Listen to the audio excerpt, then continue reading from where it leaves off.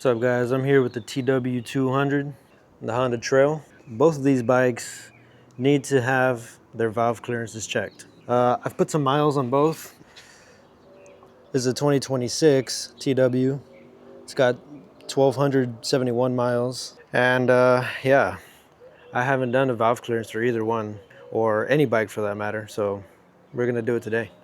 So I did ride this bike through some mud and it's pretty dirty. So what I'm gonna do first, and what I recommend, is cleaning the bike off pretty well.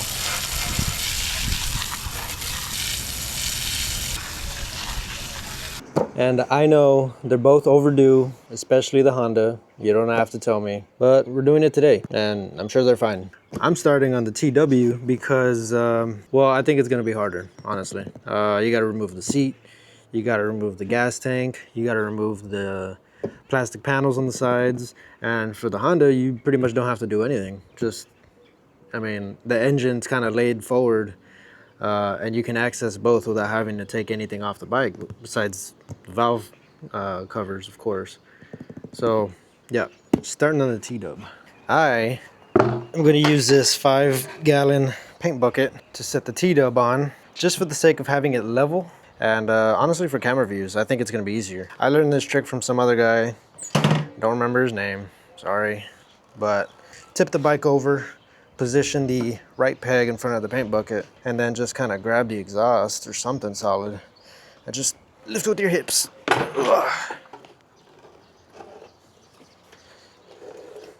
And just like that, the bike is on the paint bucket. Honestly, I don't know if it's solid. It looks solid to me. It does wiggle a little bit. So if you're gonna do this, do it at your own risk. But you know, the bike is higher up, so that's gonna be easier on your back. That's probably just the main benefit. So now, like I mentioned, this process on the TW is gonna take considerably more work, or considerable more, I don't know. So like I said, seats coming off, gas tanks coming off, side panels are coming off on both sides, not just this one. Oh my God, super loud siren. I live near a hospital, so that's kind of how it goes. Anyways, one tip that I think makes this easier, specifically on the T-Dub, is, and you gotta make sure this is cold, but before your last ride, put the fuel petcock to off position, and if you have the patience, let the bike die without fuel. We're gonna be removing this hose here, going to the carburetor, and fuel might come out. So yeah, if you starve it, put it off, let it turn off. That shouldn't really be an issue. Either way, it's not a lot of fuel, but you know, just something to keep in mind. First thing we're taking off is the seat. There's two 10mm bolts underneath the seat. One here and the other one is there. The seat has a suction cup just above the gas tank, so if you just, you'll hear it snap. And then with the bolts removed, you can just slide the whole thing back. In order to not lose the screws, thread these bolts in. Organization is key. To take off this side plastic panel are these two rubber grommets here that you'll just pull straight out of. Once that bottom section is loose, this back side will rotate downward, and the front side, you'll have to kind of pull this out to not scratch the gas tank. And if you do both of those simultaneously, rotate counterclockwise, this thing should come right out. The opposite side has just these two Phillips head screws here. You don't need a drill for this process at all, but if you have it, I guess it'll make it a little quicker in some parts. Now, mirroring the opposite side, when we took off the side plastic panel, I'm gonna lift up this frontward area and pull the rear side down, rotating, and then pull the panel out. And with the plastic panel off here, I'm putting these two screws back in just so I don't lose them. The last major part to remove would be this 10mm nut here, and then slide the entire gas tank back. Now, with the nut free on the gas tank, I'm gonna move this clamp back from the hose. And like I said, if you didn't turn off the fuel before this process and you didn't let the bike die on its own, then when you pull this hose off, some gas is gonna come out. But we'll go ahead and take that hose off. My feeler gauges came in this little blue and clear pouch, so I'm gonna put that over the hose to keep anything from getting inside it in the meantime. But otherwise, you should cover it with something just to make sure that nothing gets in that hose. Now the next step would be to just slide the whole gas tank back. And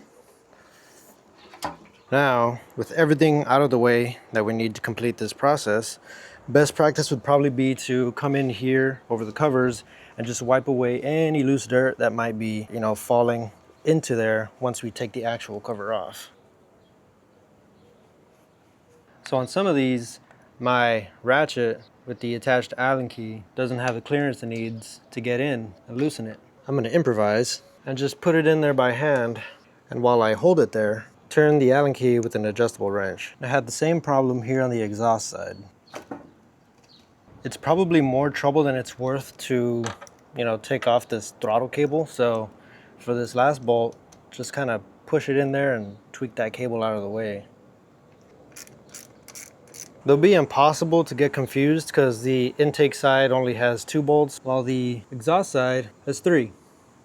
The only thing to keep into consideration is remember that this V shape up here is the top side of the covers. Take a second to inspect them, make sure that they're not damaged or dry. Now with the valves exposed, we're moving down on the shifter side to the crankcase cover, and we're going to remove these 2 plastic caps here and here in order to turn the crank and get it in the top dead center position.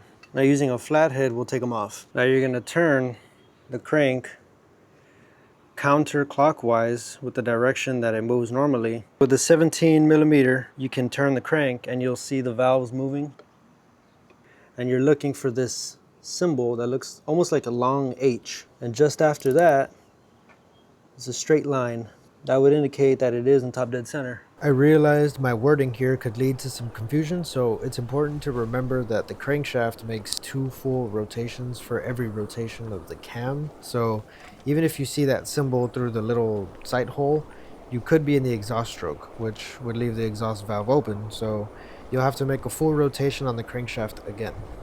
Now, I'm not the person to explain the combustion cycle like some scientist, but the easiest way to find top dead center probably would be as you're turning the crank counterclockwise, which would be this way, you're looking for the exhaust to be opening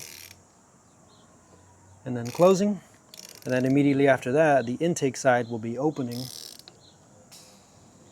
and then as it closes you want to move down to this little sight area and you want to look for that long H symbol that I mentioned earlier. Just after that is a single line, and that single line, that'll be top dead center. And a good indicator that you're at top dead center is that the valves on both sides will have free play. You know that if there's free play on both sides, that neither of them are open. I don't know if you can hear it. If you look on the swing arm, you'll see the range of clearances allowable for the intake and the exhaust. What I'm going to do to start is I'm going to use my 10mm to loosen up this nut. With the nut loose, I'm going to grab my 0.13mm. I'm going to verify again that yeah, it does fit, and the 15 fits as well. I'm going to hold it in here and I'm just going to use some needle nose pliers. So my 13 slides in there no problem, and I'm going to tighten. So there the 13 is stuck, so I got to loosen it a little bit. So I'll take out the 13. So the 0.15mm will not go through, but the 0.13 does. So I know that's within the allowable specs. So now I'll retighten the 10mm and then verify again, now that it's tight, that the 0.15 doesn't fit. And we'll move on to the intake side now. Just in case it wasn't clear exactly what I was doing, you're sliding the little shims right there in between that beveled space. So I have my 0.15mm right here, and it won't go through. Now repeating the same process here on the intake side, specs call for a measurement between 0.05 and 0.09 millimeters of clearance. So again, I'm going to start with the biggest, 0.9, and I'm going to see whether or not it fits. It does go through. I'm going to slide the 0.06 in there and I'm going to sort of tighten it and then ensure that the 0.09 does not fit through anymore. Now if I failed to mention it before, turning it to the right closes it and decreases the clearance. So if you're trying to decrease your clearance like I am, you have to do righty-tighty. So now I've got my 0.09mm, and when I try to slide it through, it does not go in. I tightened up everything on the exhaust side, and then I verified again with the shim to make sure that the original specification that I made was still there and it was good, so I covered it back up. But on the intake side, I measured a 0.06 and then I tightened down that 10mm nut on top, and when I verified again after that, the .06 didn't fit. So I had to undo it, loosen it back up, and then make sure that the .06 did fit again. So when you're closing this up, make sure you verify at the very end that that specification you put in is still there, because if it closed and it's not within spec anymore, you don't want to be riding it around for another 4,000 miles or whatever. So I got both valve covers back on. These two plastic covers on the side of the crank. One thing to do now is put some gas back in and hope it starts.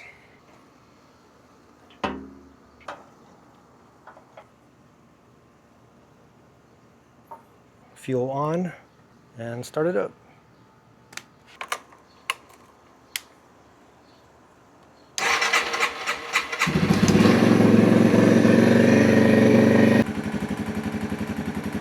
I'd never taken this panel off on the side, so it was a nice surprise to see that there's this little toolkit that comes with it.